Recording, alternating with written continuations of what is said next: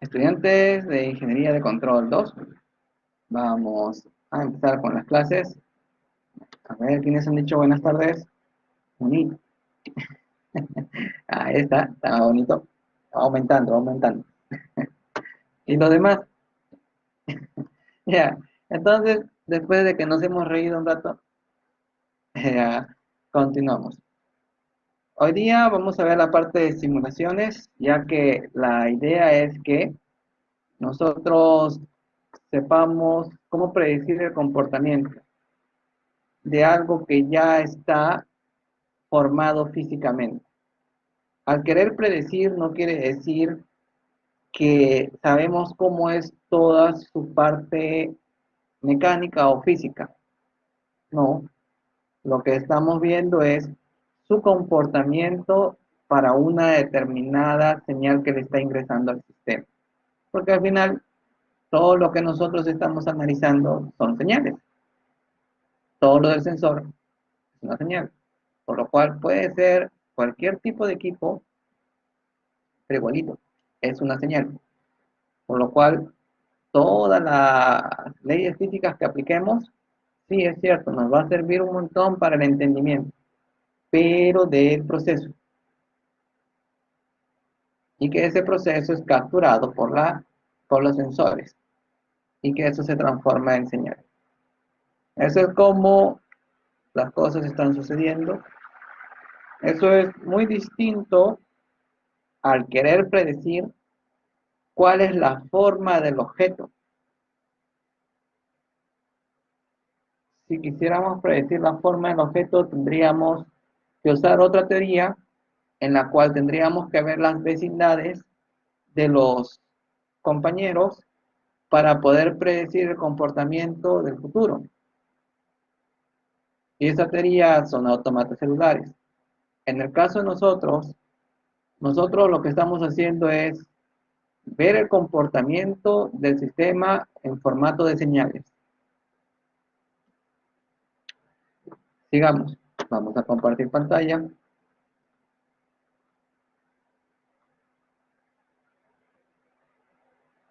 A ver, vamos a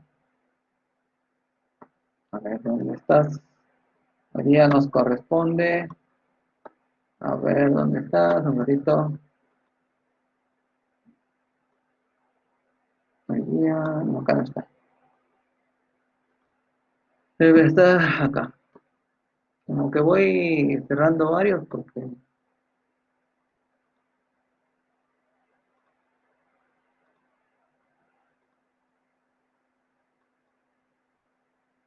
ese no. Como que hay varios. Un ratito para mientras hago tiempo.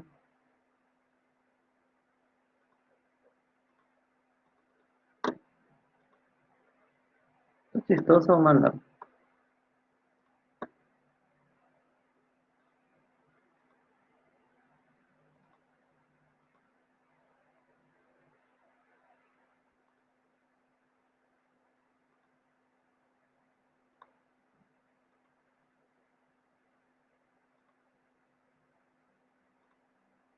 Ya.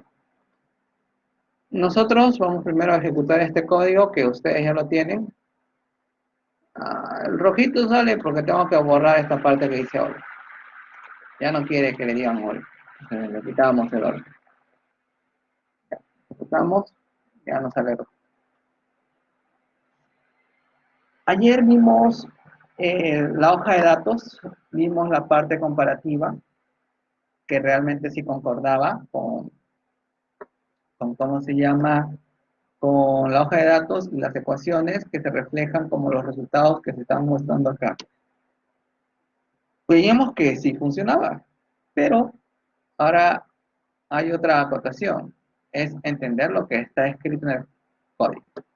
Por lo cual vamos a necesitar otra teoría adicional.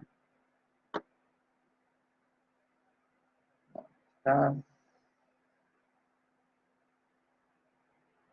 acá.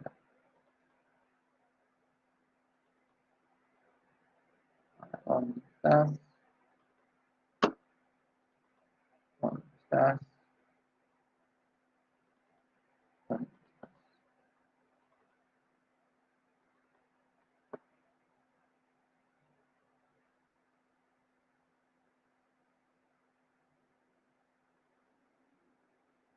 Se revela, se revela.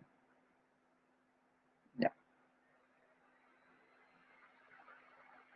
ya. El detalle es que vamos a usar lo que corresponde a integración de Euler, es decir, predecir lo que va a suceder en una etapa superior. Pero para poder hacer esa predicción, tenemos que saber la información que contiene el sistema. Si no sabemos la información que está contenida en el sistema, es decir, no sabemos la información de la matriz A, no podemos predecir el comportamiento de una etapa superior. Eso lo vamos a ver dentro de un ratito, que justamente es esto. Vamos encendiendo.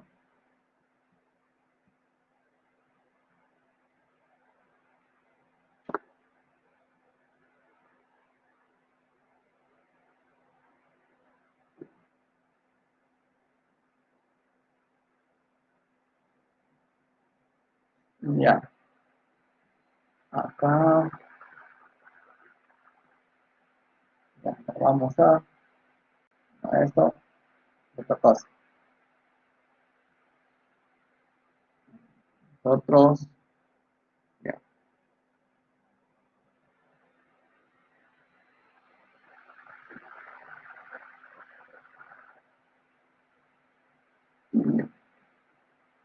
Nosotros, ahora sí, nosotros hemos visto, eh, ya, nosotros hemos visto este motor, hemos visto que se puede llevar a su función de transferencia, pero hay que tener presente que cuando se está llevando a su función de transferencia, ya está trabajando con un sistema lineal. ¿Puede haber ecuación diferencial? Sí, pero es lineal. Ahora, no es malo que sea lineal, solamente hay que tener presente que cuando linealizamos trabaja en un rango. Y si el sistema ya es lineal, también trabaja en un rango, no trabaja en todo el tiempo, no trabaja en todo el universo.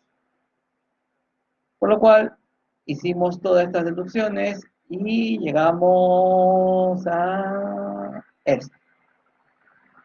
Esta información de acá es la que vamos a introducir dentro del código, ya que esta es la información que me está indicando cómo se está comportando el sistema y que esa información la podemos verificar o reflejar a través de señales.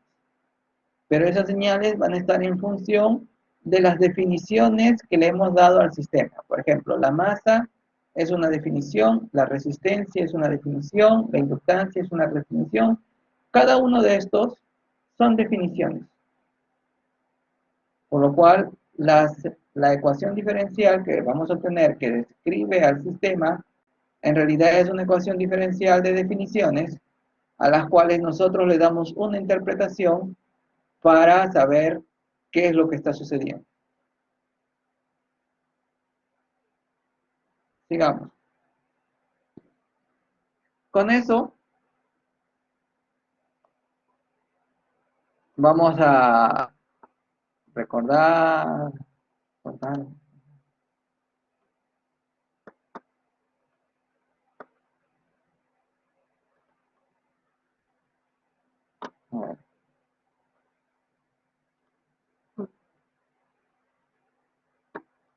un ratito, ya. Vamos a recordar.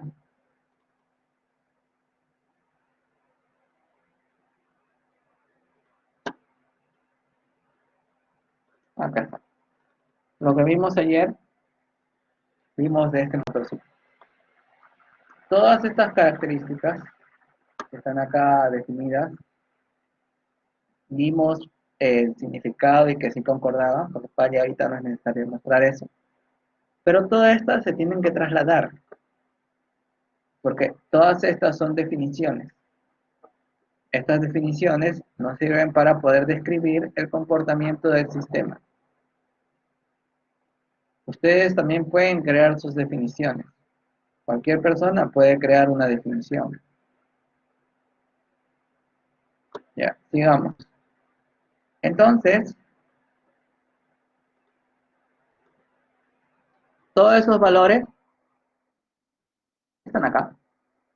Ahora, pero hay un valor que no aparece directamente en la tabla, que es este,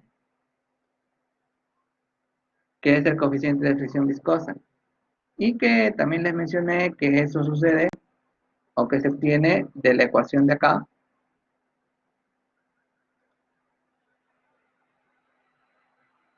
También eso se les mencionó que se obtienen de la ecuación de acá, en la cual se considera que esto es estable, por lo cual si es estable, la velocidad que se mantiene constante, la aceleración ya no va a ir aumentando, por lo cual esto va a tender a cero. Velocidad constante, aceleración cero.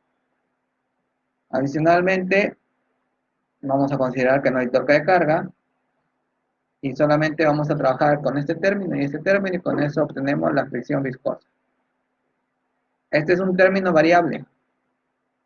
Nosotros lo estamos trabajando como un valor constante. Entonces, eso conlleva a que esto, a pesar de que es un sistema diferencial, lineal, con datos del fabricante, nosotros acá estamos haciendo ya una simplificación al considerar que estamos trabajando con ese valor.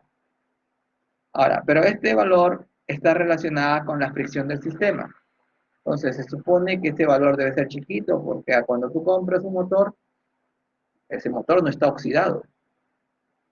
Por lo cual, se supone que la fricción debe ser lo menor posible. Por lo cual, acá le pongo ese valor.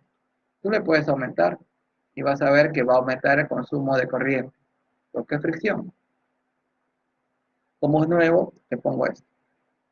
Entonces, todos estos datos de acá se han obtenido de acá. Entonces, dentro de un rato también vamos a ver el del circuito.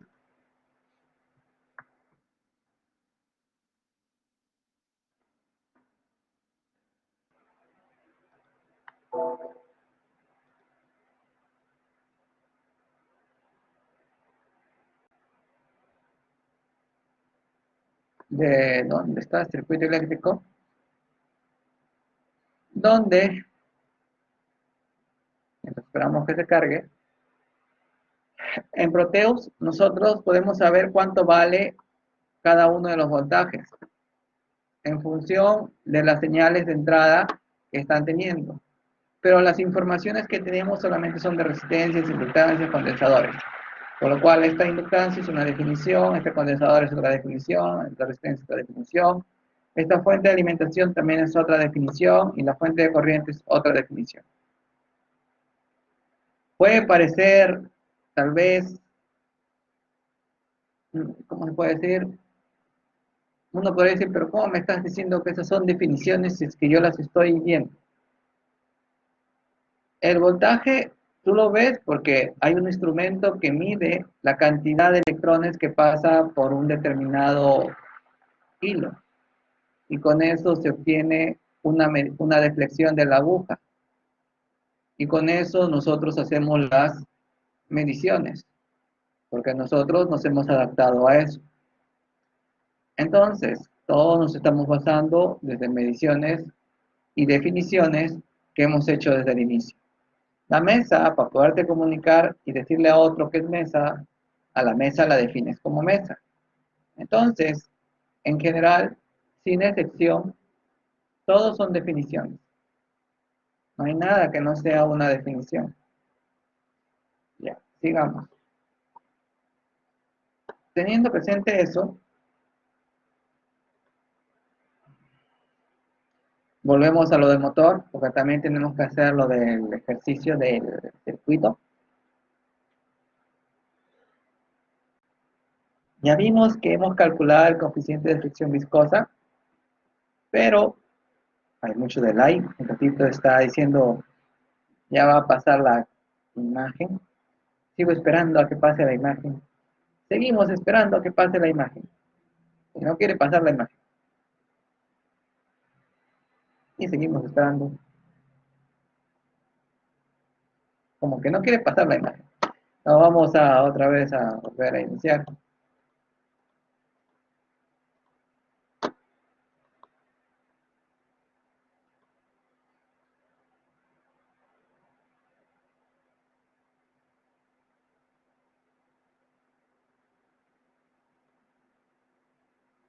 Ahora sí ya pasó. Nosotros, nuestro objetivo es llegar acá. Llegamos acá, donde esto también puede tener una representación no lineal. Cuando es una representación no lineal, varios de estos componentes pueden estar adentro. En otras palabras, las variables de estado pueden estar adentro multiplicando a las variables de estado de afuera. Puede suceder eso. Entonces, en nuestro caso, como es lineal, la vida es bonita, consideramos que todas estas están afuera. ¿Ya? Cuando obtenemos todo esto con las ecuaciones de las leyes físicas, no estamos obteniendo la realidad, no. Estamos teniendo una aproximación de la realidad, ya que el fabricante, todos estos valores de acá, son valores obtenidos de una dispersión. Es decir, cuando el fabricante hace sus pruebas, raya, no quiere rayar, ¿no? Cuando su fabricante hace sus pruebas, el fabricante no va a tener una recta, no. El fabricante va a tener varios datos de esta manera. Por lo cual, lo que el fabricante va a hacer, va a entregar la curva que se acerca más a esos puntos. Entonces existe una dispersión. Por lo cual, aunque tengamos la hoja de datos, sabemos que existe una dispersión en estos datos. Especialmente, por ejemplo, en este de acá, en este de acá, en este de acá, en este, en este. Entonces, esas dispersiones ya nos dan a entender de que estamos representando a la realidad de una manera ideal, porque lo estamos definiendo como una recta o como una curva, pero no estamos cogiendo todos sus valores. ¿Ya? Por eso les menciono que siempre vamos a trabajar con incertidumbre. Pero hay un gran aliado, en nuestro caso, que va a hacer que esas incertidumbres pasen, no nos afecte tanto. ¿Y quién es ese aliado? El lazo de control. El lazo de control es nuestro aliado para que aunque haya incertidumbres, va a hacer que llegue a su objetivo final, el sistema. En otras palabras, el proceso. Ahora, otra de las cosas que también nos vamos a hacer preguntas es, ¿a todos le tenemos que poner lazo cerrado? No. Hay varias cosas que son de lazo abierto, que no es necesario ponerle lazo cerrado. Al poner lazo cerrado, tú estás aumentando los costos. Y mayormente cuando haces producción, la idea es disminuir costos. Normalmente, por ejemplo, tus carritos de control remoto, cuando tenías unos 8 añitos, los hacías funcionar, veías que los carritos, esos carritos, no tienen nada de lazo cerrado, todo es lazo abierto. Tú le aplicas una señal, arranca, nada más. Entonces, con eso, sigamos. En un dron sí tiene lazo cerrado. Si no, el dron se estrella por todos lados. Ahí es diferente. Ya, sigamos. Con lo cual, nuestro objetivo es llevar esto al MATLAB para ver el comportamiento del sistema. Entonces, ya estos datos ya sabemos que lo hemos obtenido del fabricante.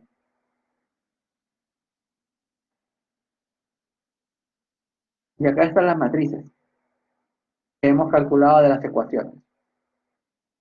Ya hemos visto que los resultados concuerdan, pero esas son las matrices. Si vas a analizar posición o vas a controlar posición, entonces trabajas una 3x3. En la posición, sabes que vas a tener la velocidad y la corriente, pero lo que vas a controlar es la posición. Pero para llegar a la posición, sabes que hay velocidad y sabes que hay corriente, porque el sistema es un motor. Pero si vas a controlar velocidad, como que no cuadra poner una matriz de 3x3, porque vas a controlar velocidad. Entonces solamente pones de velocidad y la parte de corriente. La idea es que te adaptes a lo que vas a controlar. No es que tú te adaptes a lo que hay, sino que tú adaptes lo que hay. En otras palabras, tú defines. Esa es la idea. Tú eres el diseñador. Tú manipulas todo esto. Lo puedes hacer. Entonces, tú eres el que decides qué es lo que quieres que pase. No el sistema, sino tú. Entonces, acá ya sabemos que esta es la matriz A, esta es la matriz B, esta es la matriz C, esta es la matriz D. La D ya hemos visto que aparece cuando aparecen derivadas en la señal de entrada. ¿Es la única manera? No. De ahí en la siguiente clase les voy a mostrar ese caso. Pero por ahorita nos va a alcanzar tiempo con las justitas, viendo eso y viendo lo del circuito eléctrico. Entonces, con esto, hay algunas partes del código que todavía no les he enseñado, que eso me corresponde la semana que viene, que es la de controlabilidad. Eso lo vamos a ver la semana que viene. Pero el objetivo de controlabilidad es para verificar que el sistema es controlable. ¿Eso qué quiere decir? No importa que tu sistema sea inestable, pero al momento de decirte, mira, sí soy controlable, entonces lo puedes llevar a la estabilidad. Un dron es algo inestable, pero al momento de obtener que es controlable, entonces, sí, te puedo controlar, te puedo controlar. Un péndulo invertido es inestable, pero como es controlable, entonces te puedo controlar. Pero eso está aplicando espacio-estados. El péndulo invertido también se puede controlar con control clásico.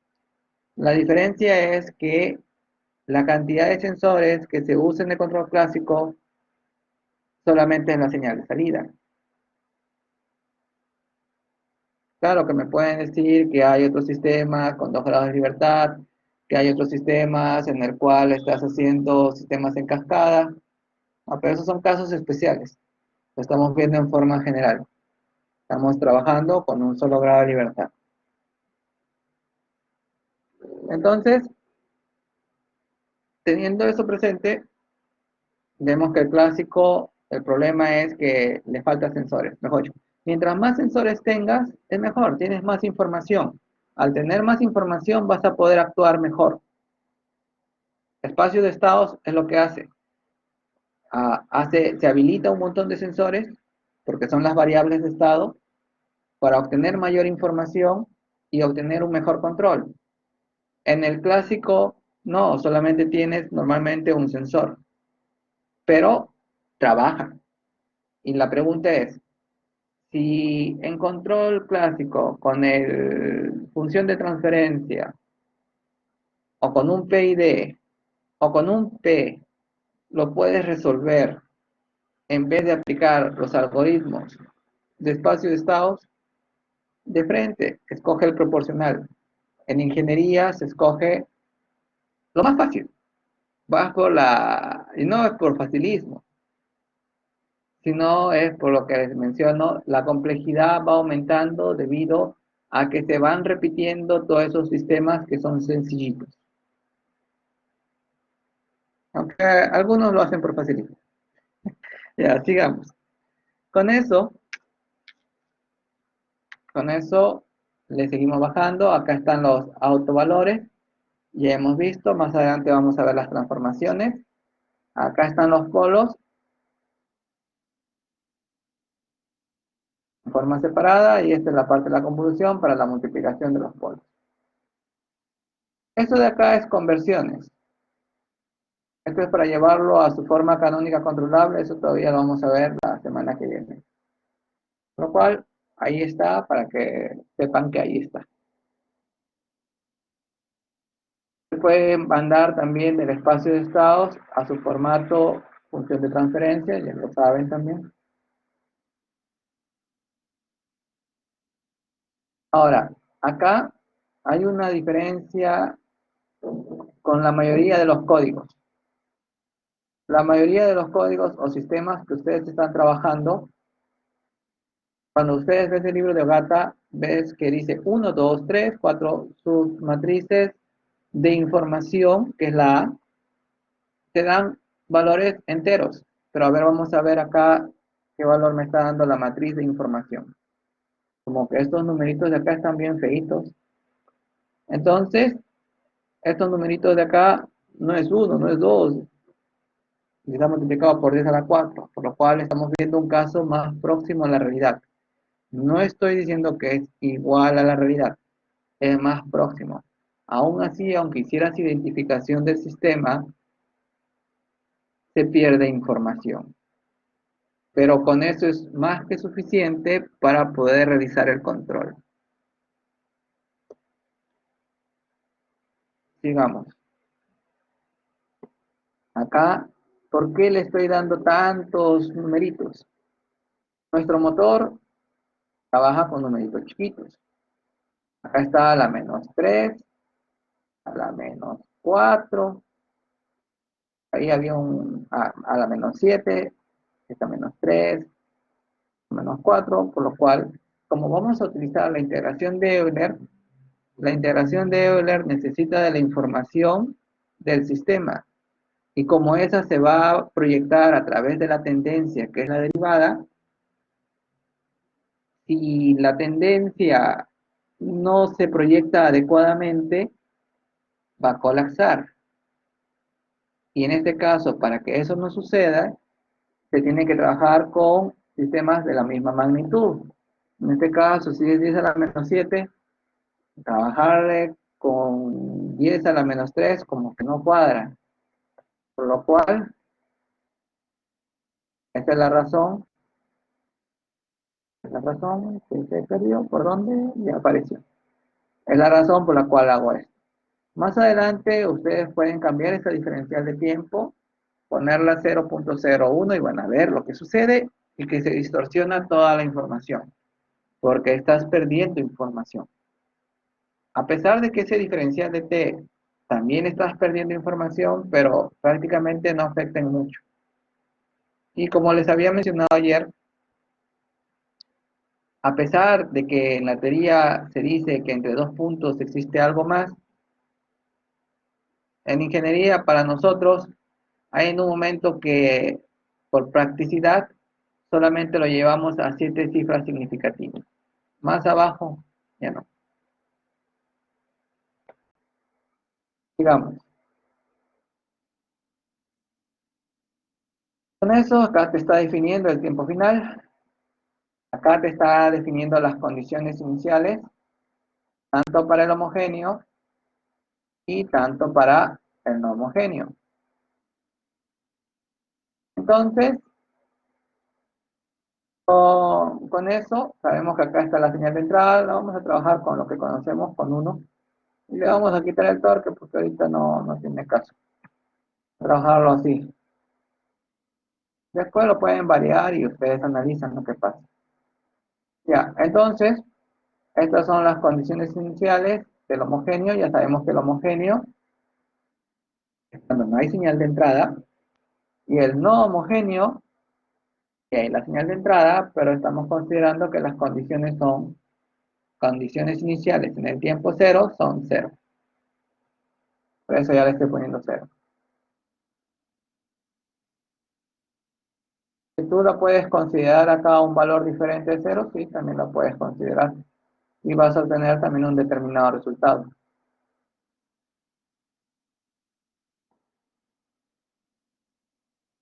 Digamos.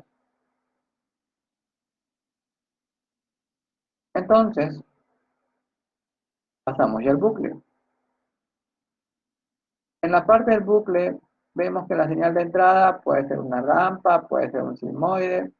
Ahí están para que ustedes lo prueben y vean su comportamiento.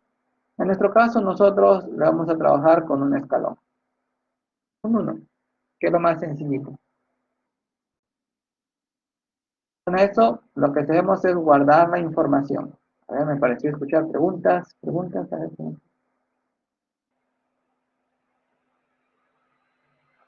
todavía no. Entonces, sigamos. No, esto tampoco es.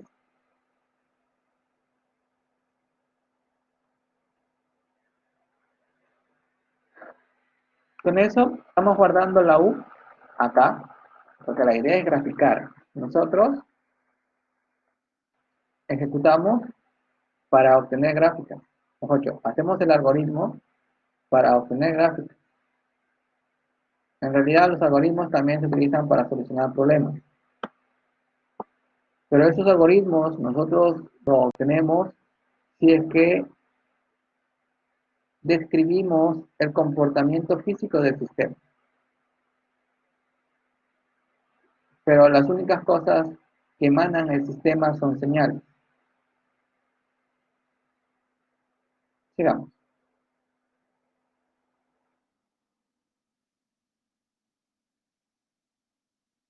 Entonces, acá también estamos guardando el tiempo y vamos a ver primero del sistema homogéneo. Repito, voy a encender la luz. Por eso.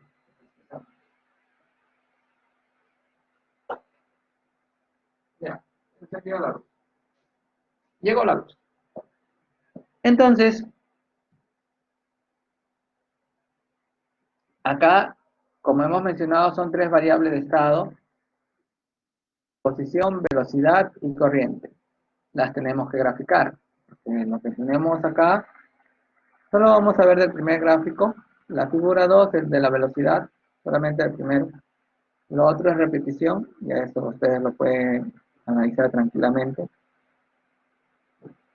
Vemos acá todas estas gráficas. Acá está posición, velocidad y corriente, y acá está la salida. La salida, tú defines cuál es la salida. En este caso, tú estás definiendo que la salida es la posición. Pero también podrías definir qué es la velocidad y podrías definir qué es la corriente. Porque tú eres el diseñador y tú defines. Pero todo esto de acá está refiriéndose al sistema homogéneo. Con eso me está indicando que sí está llegando a la convergencia. Pero el de acá tenemos que tener presente es que le hemos quitado el voltaje al sistema. En el de acá se le está aplicando el voltaje al sistema. Pero aún así, en la velocidad está llegando a la convergencia, pero en la posición uno podría creer que está yendo hacia el infinito más allá. Nosotros vamos a acotar, porque normalmente si se va a controlar la posición no le va a decir, voy a controlar la posición hacia el infinito más allá. Como que no tiene lógica. Tú le vas a decir, voy a controlar a 300 grados o 1000 grados, pero ya lo acotaste. Entonces solamente va a quedar hasta 1000. Ya lo acotaste y sabes que va a llegar a 1000. Ya está acotado.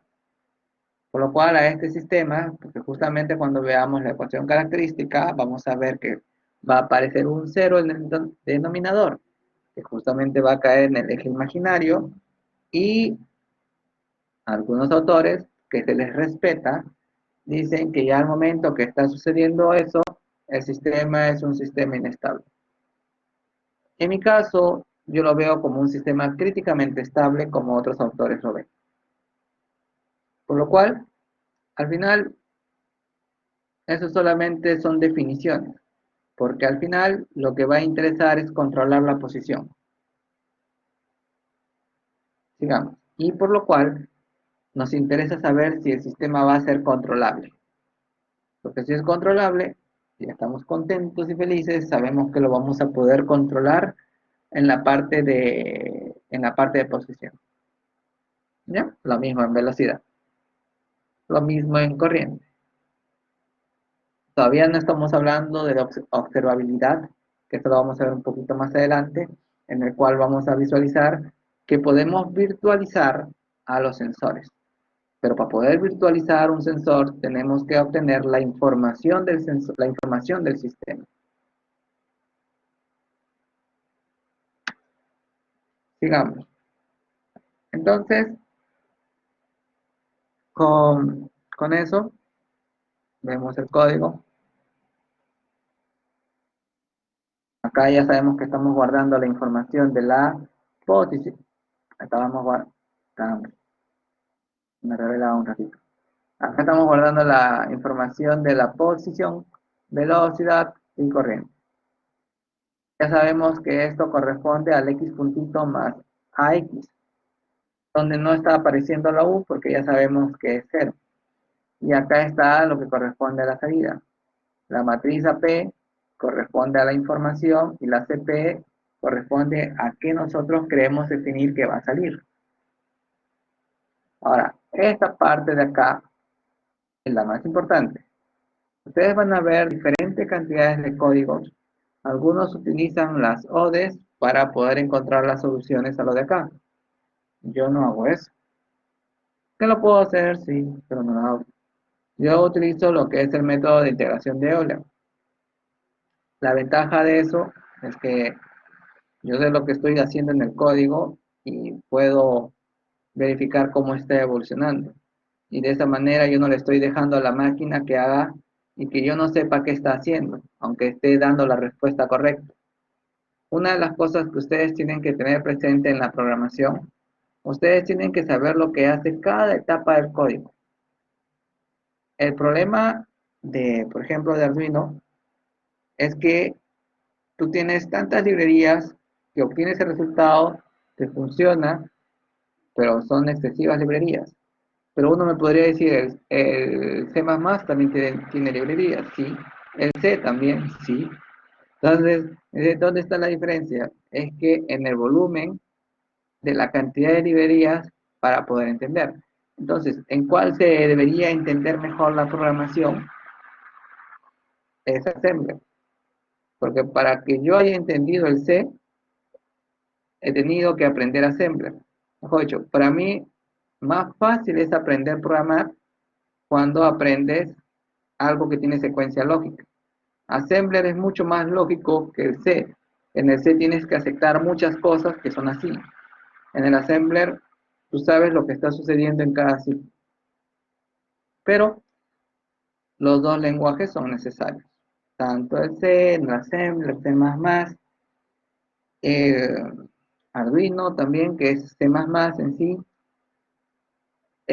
Ahora, pero también existen otros lenguajes de programación que también son necesarios. Por ejemplo, si tú quieres programar una base de datos y además quieres tener comunicación de un sistema en la web y poderte comunicar con diferentes partes, entonces tienes que manejar servidores. Y en la parte de servidores no vas a decir, voy a hacer programación en Assembler en los servidores. No, ahí tienen su programa estándar que es el PHP. O también hay otros programas alternativos. Lo mismo en la programación de web, también tienes diferentes programas. El CCH o el HTML o el JavaScript. Y también hay otras alternativas. Por lo cual, no te vas a poner a decir, voy a programar con Assembler para hacer eso. No.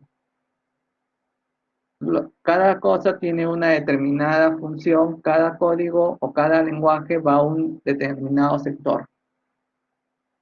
Eso es lo que tienen que tener presente. Ya, sigamos. Entonces, estábamos acá en la integración de Euler. ¿Qué quiere decir esto? Con palabras, este es el futuro, este es el presente, esta es la tendencia y esta es la variación que tú quieres que avance la tendencia.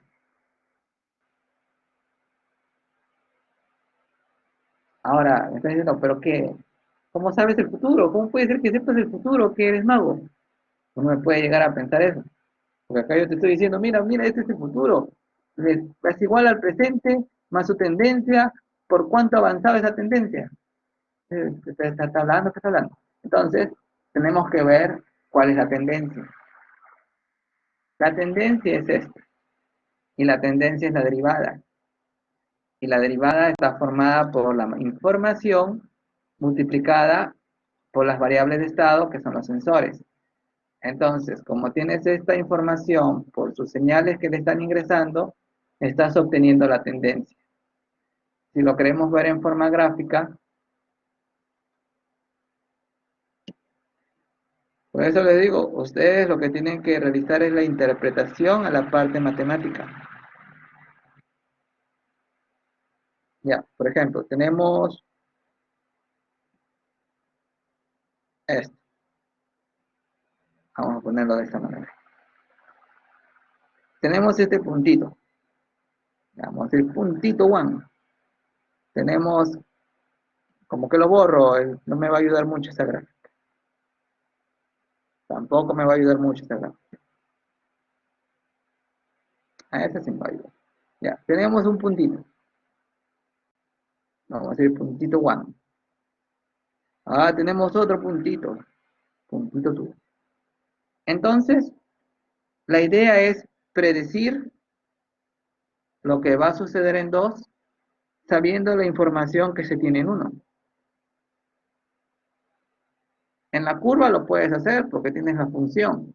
Entonces, la función te puede servir para saber cuánto vale 2 y cuánto vale 1. Pero en este caso solamente,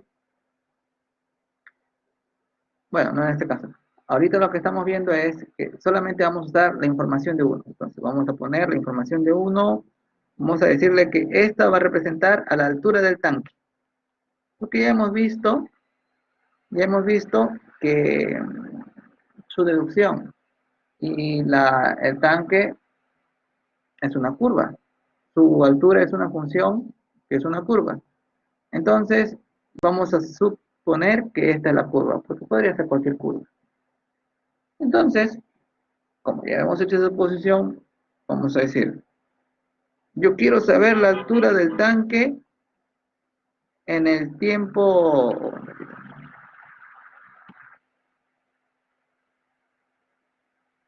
yo quiero saber la altura del tanque en el futuro. Por eso le estoy diciendo, mira, me estoy adelantando al tiempo.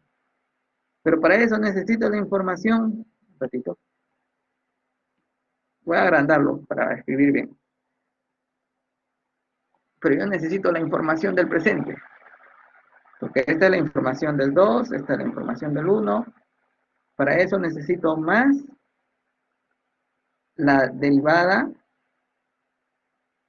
de h con respecto al tiempo por la variación del tiempo. Pero cuando tú lo ves ahí, como que no cuadra y dices que eso es lo que te has memorizado. Entonces, lo borramos. Ya no le vamos a decir derivada. Ahora vamos a decir variación de h con respecto a variación de tiempo. Ya sabemos que si esto lo mandamos a una variación de tiempo que tiende a 0, se convierte en derivada. Entonces, por lo cual, acá, cuando lo veo, digo, allá, como que ahora sí está cuadrando. Y ahora digo, mira, lo voy a multiplicar por una variación de t. Esta variación de t, me vuelve esta variación de t. ¿Y qué estoy obteniendo? La altura más una pequeña variación de altura. En otras palabras, estoy obteniendo el valor en el tiempo 2, que eso corresponde a esa variación de tiempo. Pero, como acá hay una pequeña variación en el tiempo, entonces, en esa variación en el tiempo, vamos a ver algo, hay una cosita que quiero ver, un poquito. Bueno, acá está como ecuación diferencial. Ahí no lo voy a ver. Ya, entonces, como sabemos que entre este 1 y este 2 está en el tiempo, entonces sabemos que va a existir una variación de altura. Porque hay una variación de altura entre 1 y 2. Por lo cual, lo que está diciendo, ya, está bien, voy a hacer mi pendiente de acá en este puntito. Esa pendiente corresponde a esto, que después le vamos a definir como derivada, porque es una definición. Con lo cual, la mejora de los datos lo voy a obtener cuando tenga una variación de tiempo más chiquitito. Pero eso me va a conllevar a un mayor procesamiento. Entonces, con eso, con esta parte gráfica que lo estamos viendo, podríamos decir, ya, entonces, si yo quiero saber cuánto hay en la altura en 2, que vendría a ser la de acá, a la cual está desplazada en una variación de tiempo, porque ya sucedió un tiempito después que el 1, entonces va a ser igual a la información que tengo en el presente, porque se supone que quiero saber el futuro, más la variación de la altura con respecto al tiempo, que vendría a ser la derivada de la pendiente en este puntito. Y todo eso se le está multiplicando por una variación de t. ¿Por qué? Necesitas que también esto sea una ecuación homogénea donde todos sean alturas. ¿Ya? Pero ahora la pregunta es, acá aparece diferencial de h con respecto al tiempo. Este es h punto. Este h punto puede ser que sea una variable de estado punto. ¿Sí? Entonces, si es una variable de estado punto, regresamos al código. Acá está. Este es el x puntito. Este x puntito lo paso para acá. Entonces, con eso obtengo el futuro. Como ven, la mate nos ayuda.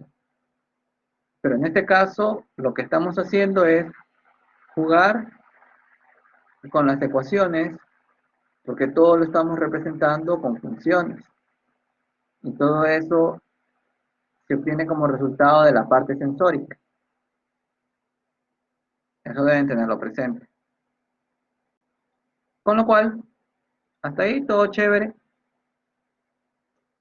Entonces ya sabemos que la integración de Euler funciona. Y además acá en esta parte, acá se ve h, este es el h futuro, que es igual al actual, más la derivada por la variación de tiempo. Pero la derivada de h con respecto al tiempo, acá está. Es esto. Con lo cual esto se está introduciendo acá. Pero para que suceda eso, tienes que tener la información del sistema. Porque esta ecuación de acá es la información del sistema, sí. Pero cuando lo llevamos en forma matricial, la información del sistema se condensa en una matriz A, que está contenido los valores de la K de la A. Esta es área. La otra que me refería es de la matriz de información. Entonces, con eso, todo tiene un sentido lógico. Si hubiera algo que fallara, todo nuestro sistema va a fallar. Digamos.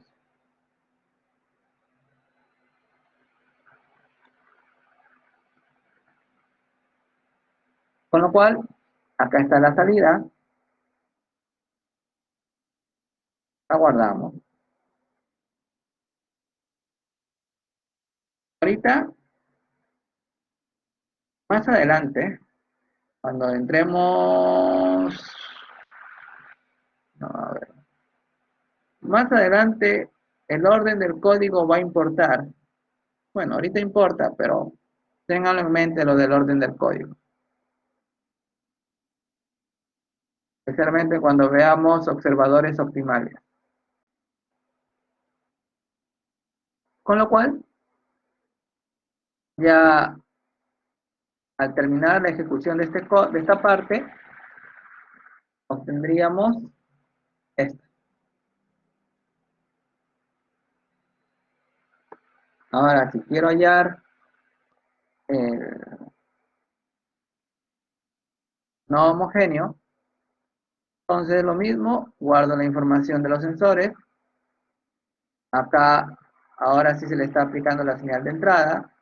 Ya sabemos que esto corresponde a la perturbación. ¿De dónde se obtuvo eso? Vamos y vemos que acá está. Acá está la perturbación 1 sobre JTC. Eso es muy aparte de la señal UA, que es la de entrada. Y eso es lo que estoy agregando acá. Pero ahorita estoy considerando el torque cero. Acá está la salida. Acá hacemos otra vez la integración de Euler, en forma resumida. Acá está el futuro, acá está el presente, acá está la derivada en el presente, para ver la tendencia y la variación de tiempo a la cual nos vamos a proyectar. Guardamos la salida para poderla graficar. Y así en forma de bucle. Con eso, ahí están las letritas, que eso se puede leer. Hay más letritas en la parte de la leyenda. Por lo cual, con eso obtengo esta parte de acá. Lo que me está diciendo acá es para la prueba de la estabilidad. Vemos los eigenvalores, ya sabemos que los eigenvalores son los polos. Acá tenemos que verificar si los polos están en el lado izquierdo. Por eso acá verifico que deben ser mayor o igual, mayor a cero. No le pongan igual, mayor a cero. Con lo cual se considera que es estable. Controlabilidad también ya lo vamos a ver en la siguiente clase. La idea es para poderlo controlar al sistema a pesar de que sea inestable. Observabilidad es para verificar, ¿cómo se llama? Si podemos hacer sensores virtuales, donde no tenemos que perder el rango. Si perdemos un valor en el rango, eso quiere decir que no se puede.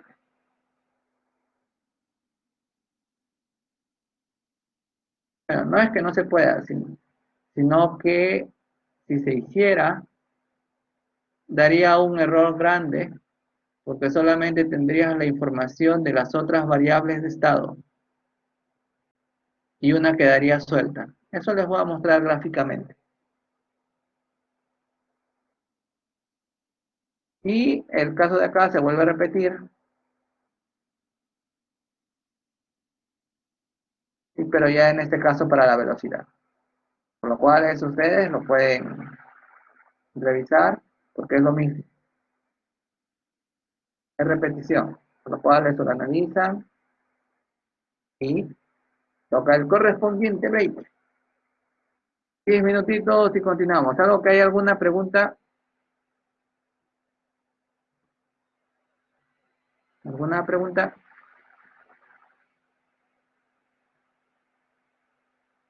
Ya. En 10 minutitos entonces continuamos. Normal, mira, cuanto más pregunten, es mejor. En ese aspecto, yo de ahí veo también la participación de los estudiantes. Y digo, ya, tú has estado preguntando mucho, ya, está bien. Ya, felicitaciones. Entonces pregunten, no se preocupen por ese aspecto. Ya, entonces, en 10 minutos, continuamos.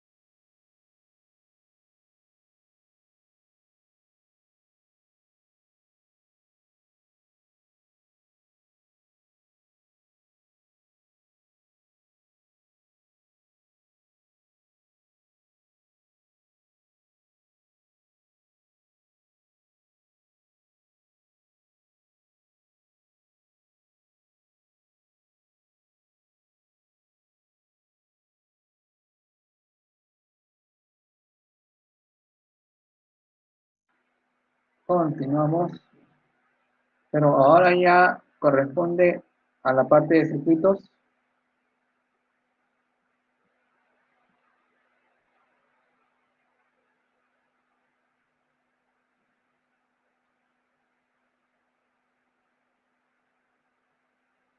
Y de ahí un pequeño, les voy a dejar la tarea también, para que avancen. Si terminamos rápido, ya les dejo haciendo su tarea.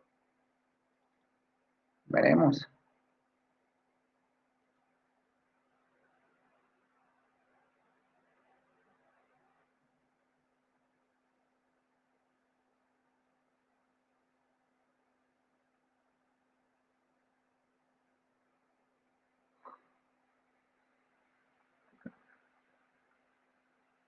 El ejercicio que vamos a ver,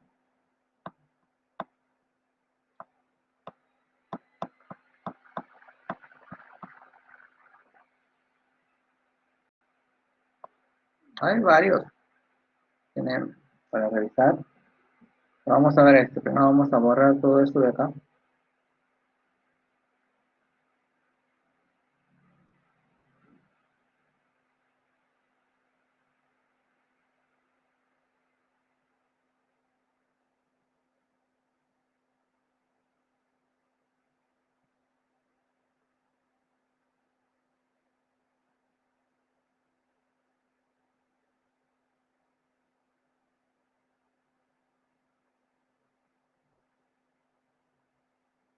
Ya. La pregunta es, ¿cuántas variables de estado va a haber? Es una de las preguntas que se tiene que hacer uno cuando va a modelar algo.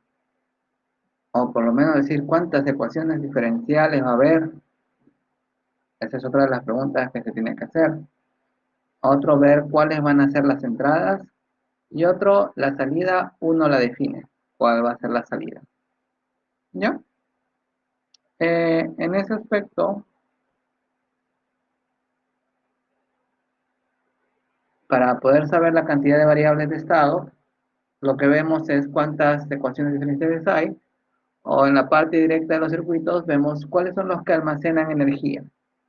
El condensador almacena energía, la inductancia almacena energía. Entonces, como hay dos condensadores y hay una inductancia, entonces quiere decir que hay tres variables de estado. Con esas tres variables de estado, tenemos que obtener tres ecuaciones. Por lo cual, nuestro objetivo es llegar a esto. Ese es nuestro objetivo. Vemos que la particularidad acá existen las dos entradas, que es el voltaje y la corriente. Esta es la matriz B, esta es la matriz A. Estas son las variables de estado derivada y acá está su solución. La salida, tú la defines, 1, 0, 0. Entonces la salida, ¿cuál vendría a ser? BC1. Tú la estás definiendo. Puedes definir BC2, puedes definir X. Si quieres definir BC2, y si quieres definir IL,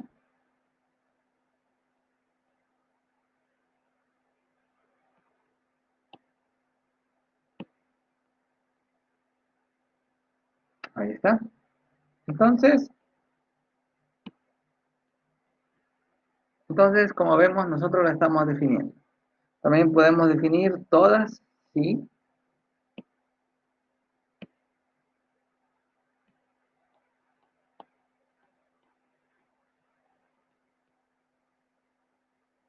Ahí está la matriz C. Estoy definiendo todas las salidas. Pero esto es porque yo he analizado, o el diseñador ha analizado cuál es la ecuación diferencial, y él está definiendo cuál es la salida. Se está obteniendo de su formato original. Esto no va a ser así cuando lo veamos en forma canónica controlable, observable, porque va a cambiar la parte de la definición. Pero aunque cambiare, eso tengo presente, mejor dicho, aunque cambiare, ya no va a aparecer de esta manera. A ver, vamos a hacerlo que aparezca, puede aparecer de esta manera, 0,3, 0,4.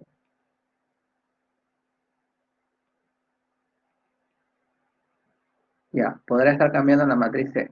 ¿Esto qué conlleva? Conlleva a que estas variables de estado, y para hacerlo fácil, primero con uno solo, porque al final se repite para todos. Al inicio, habíamos considerado que esto era así. Pero cuando ya se le va a pasar a su forma canónica controlable, observable, o Jordan, es muy probable que aparezca 0,2, 0,8, 3. Entonces uno puede decir, ¿qué pasó? Estoy teniendo un resultado diferente. No. El motor, aunque tú lo veas en forma canónica controlable, observable, físicamente no va a cambiar. Físicamente va a dar dando vueltas y va a seguir dando vueltas. Pero tú estás diciendo, pero yo veo que está cambiando el resultado. ¿Sí? Pero ese cambio corresponde a que también van a cambiar las variables de estado. Pero la que no va a cambiar es la salida, ya que la salida va a ser la multiplicación de esto por esto, de esto por esto, de esto por esto. La salida va a seguir siendo la misma. Lo único que está cambiando son las variables de estado. Eso es cuando lo pasas a la forma canónica controlable, o observable, o diagonal, o Jordan. Entonces estás perdiendo dimensión acá. Acá hay pérdida de dimensión. Las variables de estado perdieron dimensión. La salida no. La salida sigue siendo la misma. Si no, ya estaríamos obteniendo algo errado. Por eso yo prefiero trabajarle de cómo se obtuvo en su formato original. Pero ahora me pueden preguntar, entonces, ¿qué sentido tiene la forma canónica controlable? Sirve para obtener las ganancias, para la obtención de las ecuaciones, ya que esas ganancias se va a aplicar al sistema real, claro, idealizado. A mí me pareció escuchar, no, eso me pareció. Mira, sigamos. Entonces, teniendo presente eso, borramos y lo ponemos 1, 0, 0. Ahora, esto lo hemos obtenido con suma de las corrientes en los nodos. Pero también otro podía haber dicho, yo quiero ser mi malla y con eso genero las ecuaciones también. Lo puedes hacer. ¿Cambiaría la estructura de la ecuación? Sí, cambiaría la estructura de la ecuación. Pero el resultado final tiene que ser el mismo.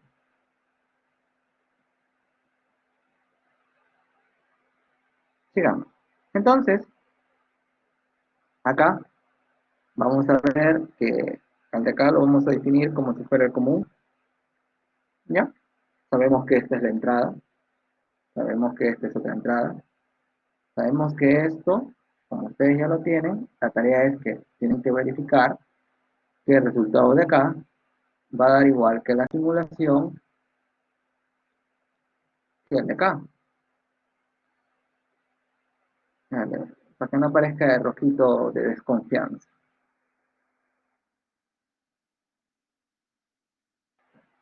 Este resultado de acá tiene que ser el mismo que el resultado de acá. Cuando se le entrega esta entrada y esta entrada, debe ser lo mismo.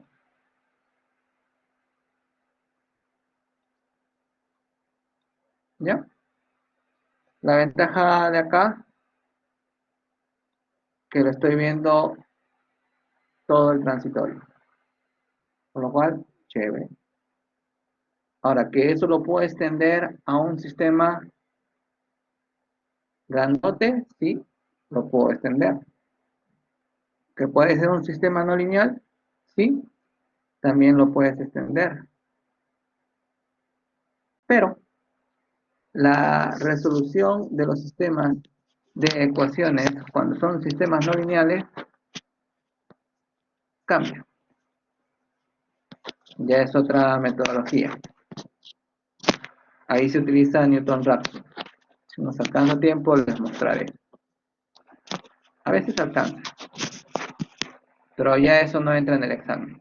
Sería como cultura general. Pero por el momento, como todo lo estamos haciendo lineal, todo está bonito en la vida, la integración de Euler, con eso nos está dando una muy buena solución. ¿Ya? Entonces, nuestro objetivo es encontrar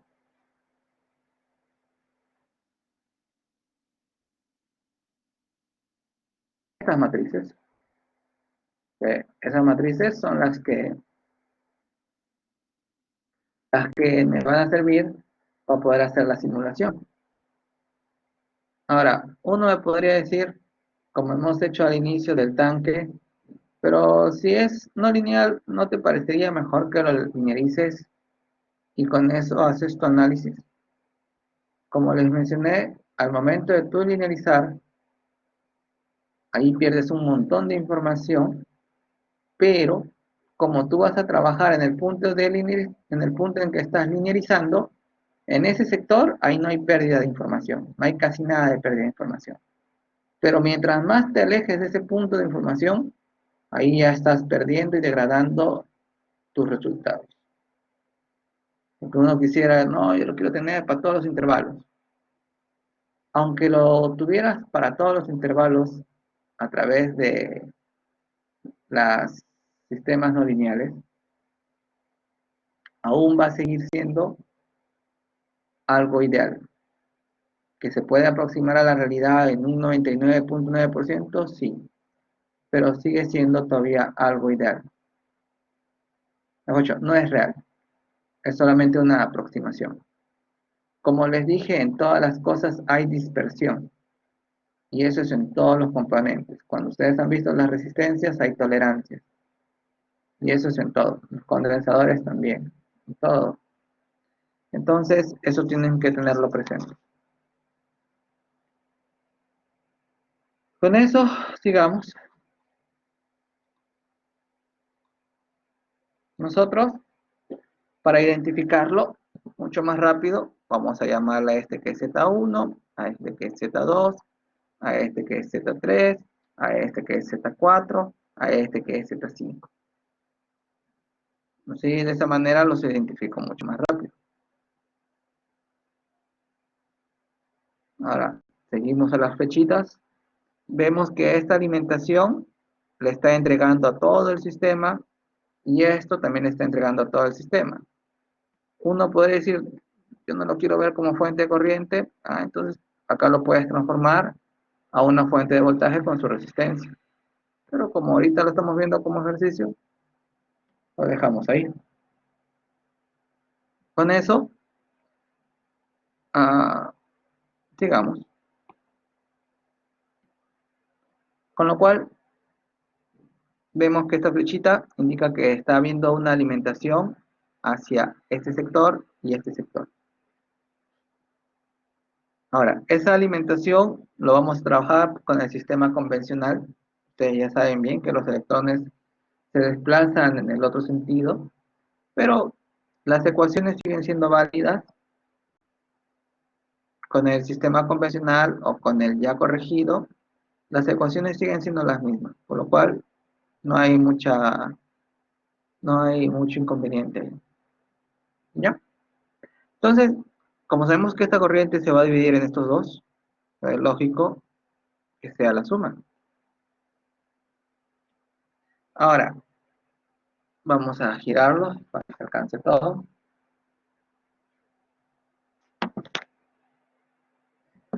Esta corriente de acá, vamos borrando. Esta corriente de acá, ¿a cuánto va a valer? Tenemos como información el voltaje que ingresa. Sabemos que las variables de estado están en los condensadores y en la inductancia. Entonces, Acá ponemos un voltaje, porque ya hemos considerado que esta es la referencia. La referencia quiere decir que se está referenciando con respecto a eso. Y acá sería la otra referencia. La otra referencia sería el otro puntito de voltaje de nodo.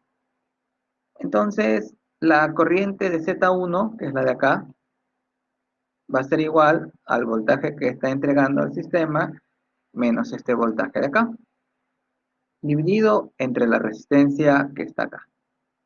Y eso es lo que estamos viendo acá. Y eso va a ser igual a la corriente que está circulando por el condensador y la corriente que está circulando por la inductancia. La corriente que está circulando por la inductancia, le vamos a decir que es IL, que es la de acá,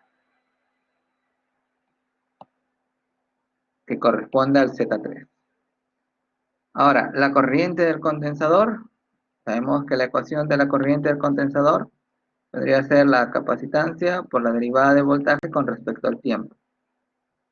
Esa es su definición de la corriente. Entonces, eso nos está dando a entender que solamente va a existir corriente si es que hay una variación de voltaje. Si no hay una variación de voltaje, la corriente es cero. ¿Ya? Sigamos. Con lo cual, esta ecuación se escribe acá. ¿Cuánto vale la capacitancia? 0.25. Está yendo acá. Con eso, todo ok.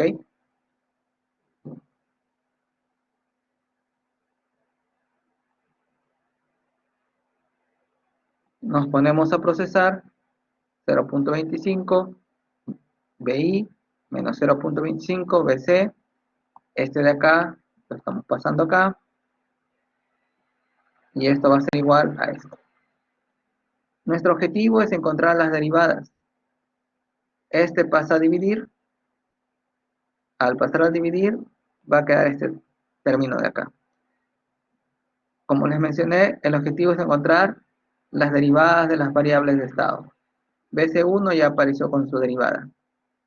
¿Ya? Entonces ya estamos tranquilos ahí. Vemos que sí, tenemos ya una ecuación. Nos falta todavía dos.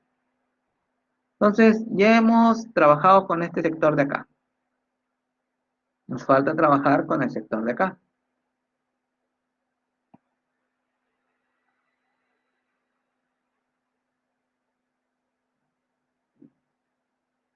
Por lo cual, vemos que la corriente que está circulando por el inductor más la corriente IS va a ser igual a las dos corrientes, una que está circulando por el condensador y otra por la resistencia.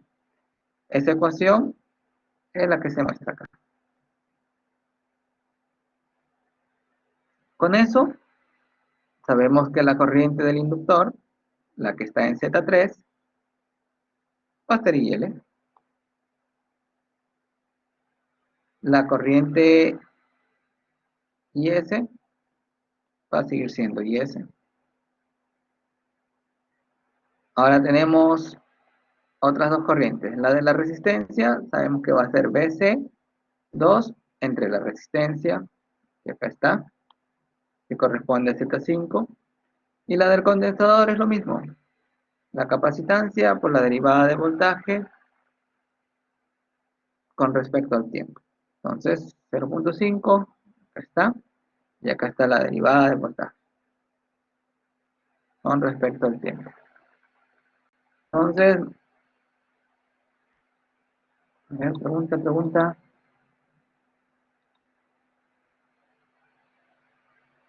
Ya. Entonces repetimos, borramos todo esto.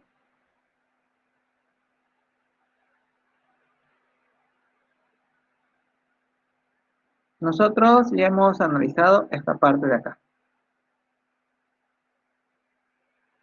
Entonces nos faltaría la parte de acá.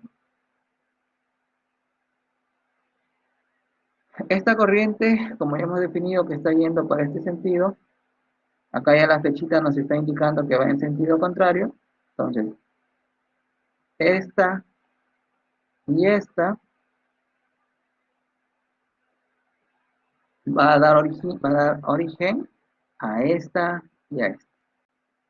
Entonces, eso quiere decir que la corriente del inductor más la corriente S, que es de la fuente de corriente, borro esto, va a dar lo de acá. Y esto va a ser igual a la corriente que se está distribuyendo en el condensador y en la resistencia. Acá está condensador y resistencia.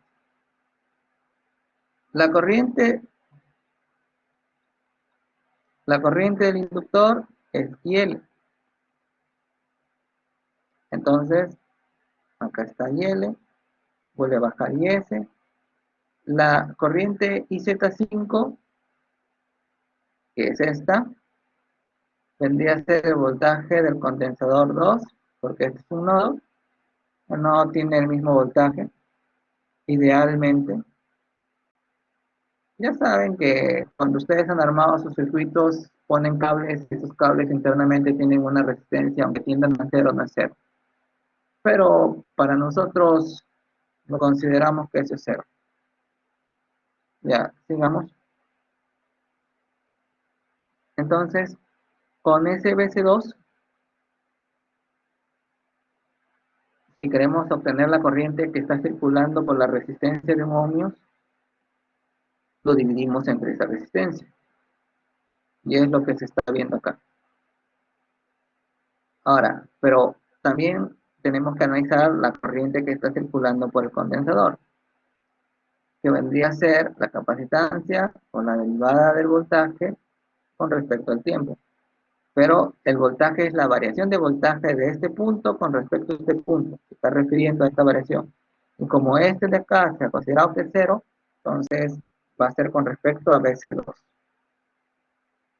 Que vendría a estar acá, derivada de BC2 con respecto al tiempo por la capacitancia, que es 0.5. Hasta ahí, todo ok. Nos ponemos a procesar. Nuestro objetivo es obtener ese dos puntitos.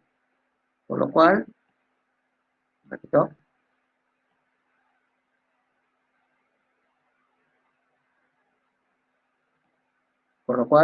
este de acá pasa para acá. Por eso aparece acá negativo. Este baja. Y este después pasa a dividir para acá. Y obtenemos este resultado. Y esta, acá está la segunda derivada, por lo cual ya sabemos que ahí está la otra variable de estado. Ya tenemos dos. Ahora falta uno. Estamos utilizando condensador, pero nos falta utilizar ahora el inductor.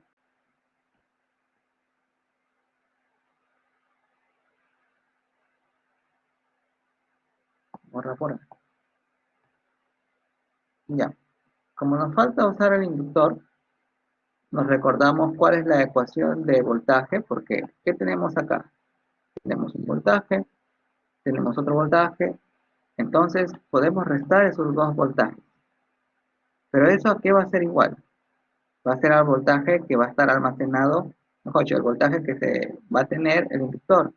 Y eso va a ser igual a la inductancia por la derivada de la corriente con respecto al tiempo. Y eso es lo que vamos a ver acá. Acá está la resta. Acá está la inductancia.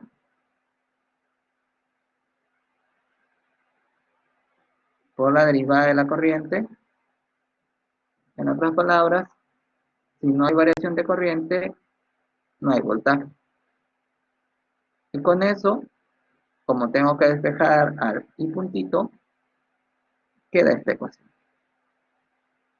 Con eso, estoy obteniendo la tercera ecuación. ¿Ya? Hasta ahí, ok. Entonces vamos a borrar esto.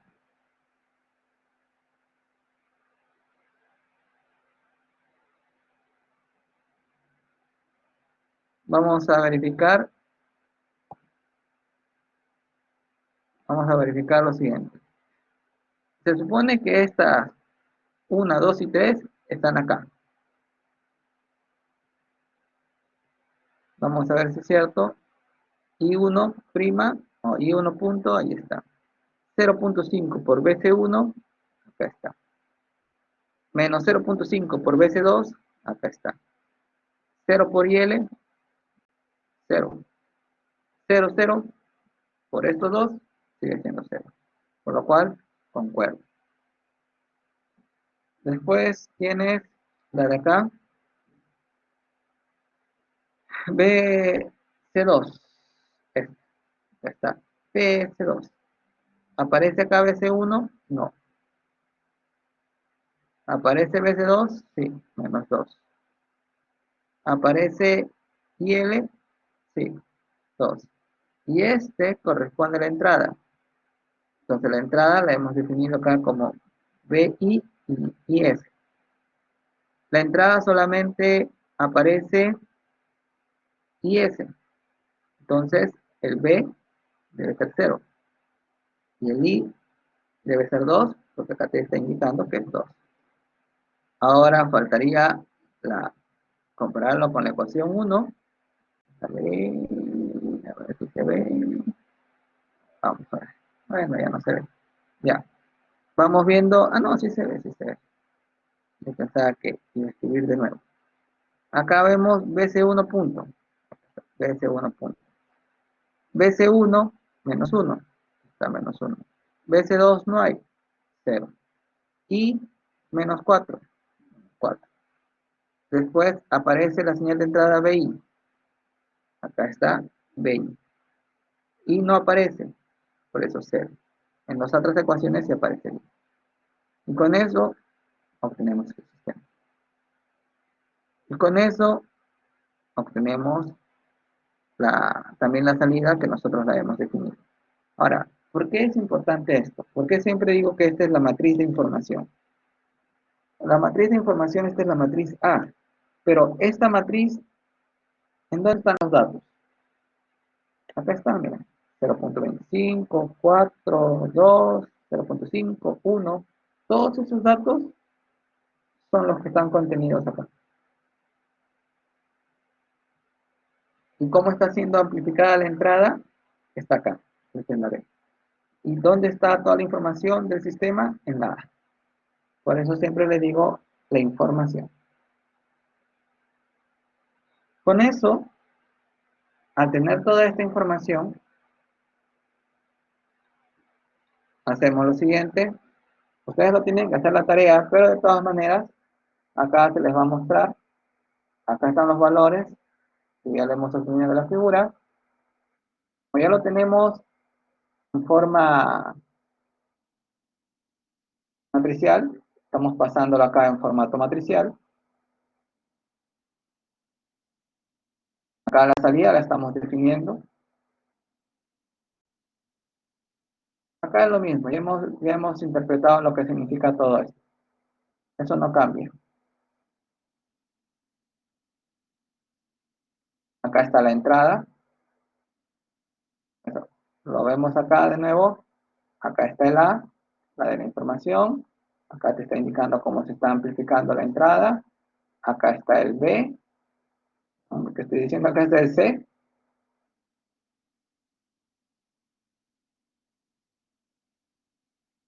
Acá están las entradas. Acá están las condiciones iniciales. Entonces, todo lo de acá ya lo hemos visto. Claro, con dos entradas, eso es lo que ustedes tienen que realizar para la siguiente clase. De todas maneras, como se está grabando, va a servir como ayuda.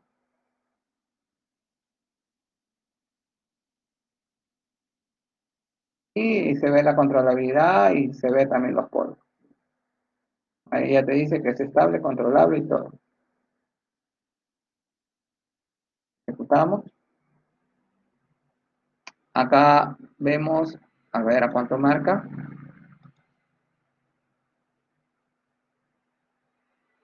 2.7, 8, casi a 2.8. Bueno, llega a 2.8. Entonces estamos viendo la parte transitoria. Podemos ver del BC1, BC2, la corriente. Y esta es la salida que estamos definiendo que es igual que este. Vamos viendo cuánto da acá. BC1 da 2.8. Y también se puede ver acá. Bueno, ahí chiquito. Pero créanme que ahí dice 2.8 también. Háganle zoom. Ahí está. Entonces, ven, concuerda. Concuerda lo de acá con lo de acá. 2.8, 2.8. Por lo cual, estás viendo estás viendo cómo se está desenvolviendo todo el sistema desde cero. Tanto en la parte no homogénea y en la parte homogénea. Entonces, lo mismo puedes hacer para todos los sistemas. Esa es la tarea que ustedes tienen que realizar, ese código. Como apoyo ya lo tienen ahí en el video, pero inténtenlo ustedes. Entonces, con eso diríamos que es una gran potencia para poder hacer todos los cálculos. Lo mismo se puede hacer para el amortiguador de carro, para el acelerómetro, bueno, para todo. Entonces, con eso también puedes verificar tus resultados si son coherentes con la realidad. Y ahí recién vas a poder diseñar. ¿Alguna pregunta? Me voy a marcar entonces primerito.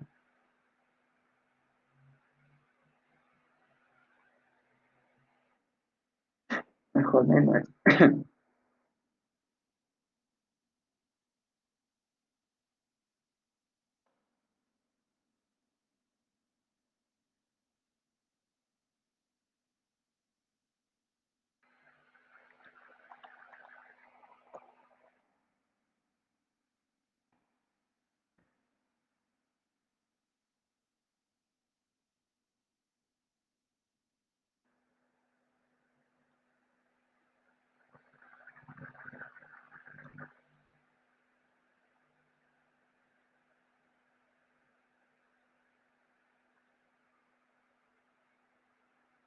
Entonces, ahorita voy a hacer algunas preguntas.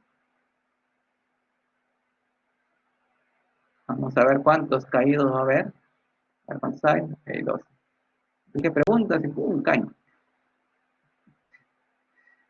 Ya bajó 11. Aquí un ratito. Tengo que volver a ingresar un ratito.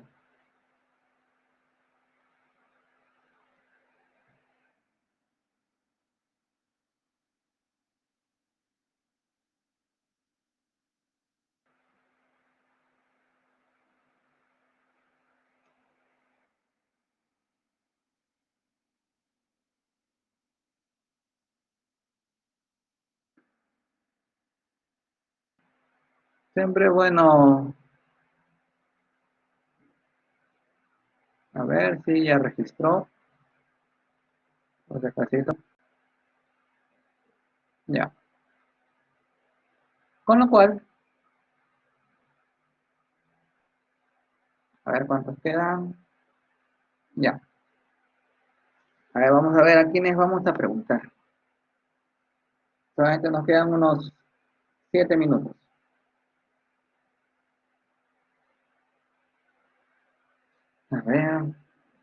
A ver, o algo más diferente. Ya, voy a empezar a hacer preguntas. Vamos a compartir pantalla.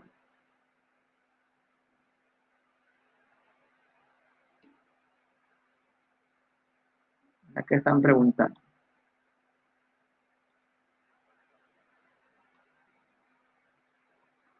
Esa es una pregunta para que no pregunte.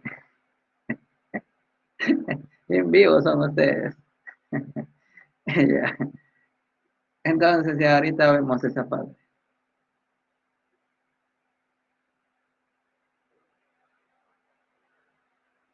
Ya, de lo de homogénea y no homogénea, cuando vemos acá la parte de los gráficos, la,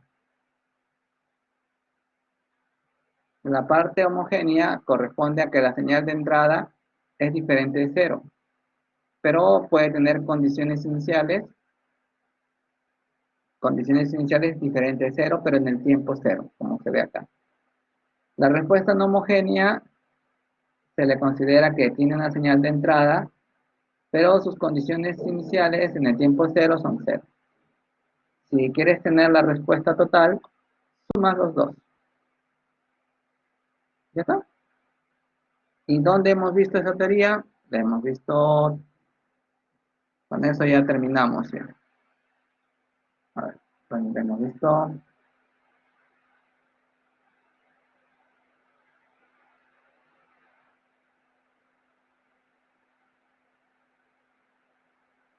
Acá lo que hemos visto este ejercicio,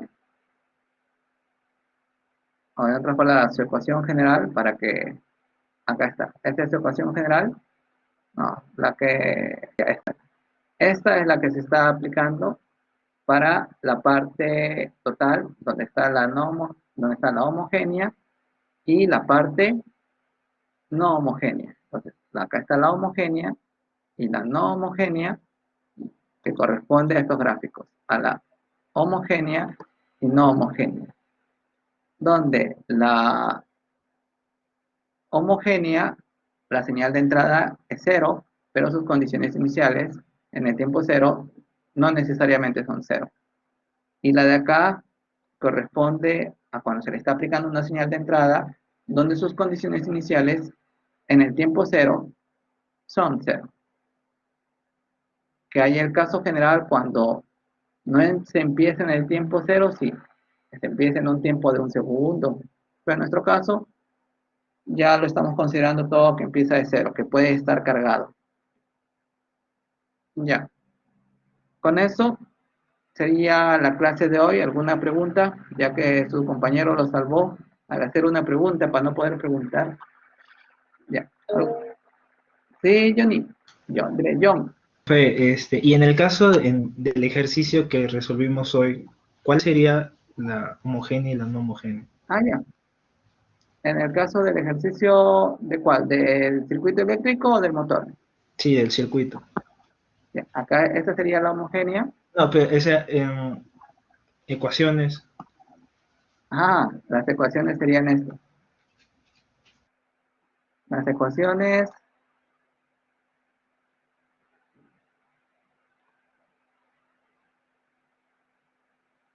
la parte homogénea sería la de acá.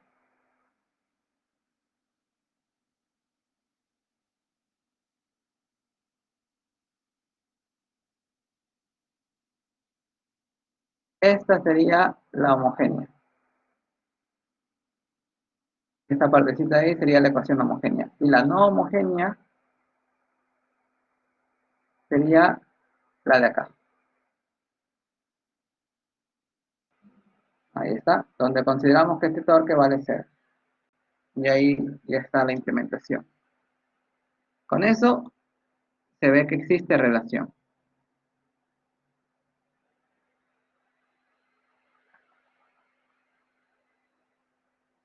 Cuando se resolvió este ejercicio, recordemos lo siguiente. Acá está el ejercicio.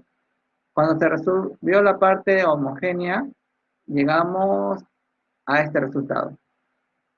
A este resultado, si reemplazamos el tiempo y ponemos estas condiciones iniciales con valores numéricos, esto se va a poder graficar en el tiempo y va a generar estas gráficas. Pero esto está resuelto de esta manera. En el caso de que nosotros hemos aplicado para encontrar la solución, nos hemos apoyado de la integración de Euler para obtener el resultado en manera inmediata.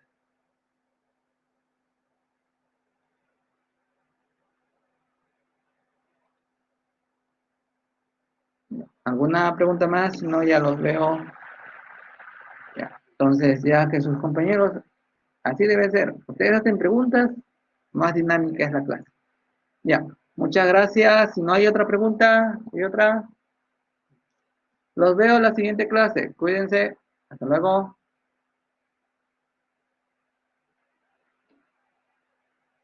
Ajá, hasta luego todos.